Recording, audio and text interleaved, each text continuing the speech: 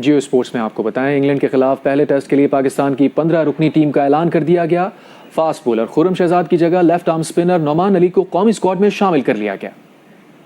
Test squad में fast bowler Khurram Shahzad fitness बहाल नहीं कर सके, इसलिए उनकी जगह left arm spinner Noman Ali को शामिल किया गया है। कामरान गुलाम और मोहम्मद अली भी 15 रुकनी स्क्वाड में जगह ना बना सके, जबकि ऑलराउंडर आमिर जमाल की कौमी टेस्ट स्क्वाड में वापसी हुई है। 15 रुकनी स्क्वाड में कप्तान शान मसूद, नायब कप्तान सऊद शकील, मोहम्मद हुरैरा, अब्दुल्ला शफीक, अब्रार अहमद, बाबर आजम, मीर हमजा, मोहम्मद रिजवान, नसीम शाह, नोमान अली, साइम अयूब, सलमान आगा, सरफराज अहमद, शाहीन शाह अफरीदी और आमिर जमाल शामिल हैं।